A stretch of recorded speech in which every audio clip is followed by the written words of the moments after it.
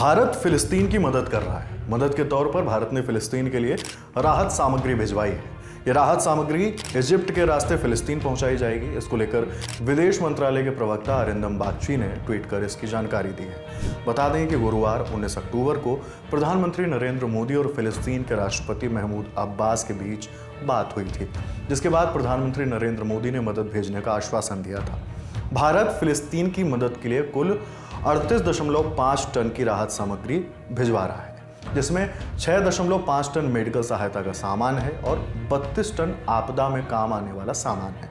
News agency ANI की report के मुताबिक मेडिकल सहायता के तौर पर पेन किलर जैसे कुछ ज़रूरी दवाइयां हैं, साथ ही कुछ सिरप भी हैं। ज़रूरी सर्जिकल इक्विपमेंट्स भी भेजे गए हैं। वहीं आपदा में काम आने वाले सामान में भारत फिलिस्तीन के लिए टेंट, स्लीपिंग बैग, ट्रैम्पोलिन, रोज़मर्रा में काम आने वाला सैनिटरी का सामान, पानी साफ करने वाली टैबलेट समेत और भी कई ज़रूरी सामान भिजवा रहा है।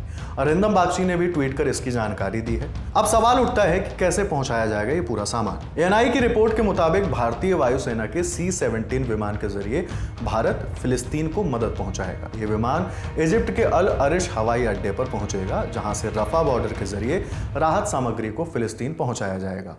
शनिवार यानी 21 अक्टूबर को गाजा पट्टी में मदद पहुंचाने के लिए इजिप्ट का रफा बॉर्डर खोल दिया गया था। इस दौरान 20 ट्रक राहत सामग्री को लेकर फिलिस्तीन गए थे। वर्ल्ड हेल्थ ऑर्गेनाइजेशन यानी WHO के डायरेक्टर जनरल ने बताया कि फिलिस्तीन में अभी जो राहत सामग्री पहुंच रही है, अभी वहां उससे कहीं ज्यादा राहत सामग्री की जरूरत है। साथ ही उन्होंने बताया कि राहत सामग्री पहुंचाने के लिए एक सुरक्षित रास्ते की भी जरूरत पड़ेगी। प्रधानमंत्री नरेंद्र मोदी ने क्या कहा था, ये सवाल है और इसका जवाब अब देखते हैं।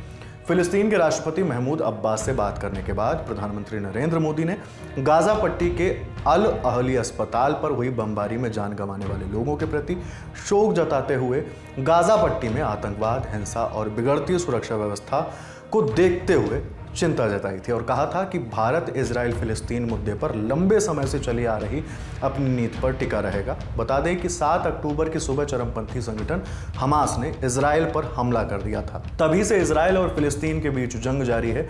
इस जंग में अब तक लगभग 5000 लोगों की जान चली गई है। ये जानकारी आपके लिए जुटाई है हमारे साथी आर्यन ने। मैं हूं हिमांशु। देखते रहिए द ललन टॉक। शुक्रिया।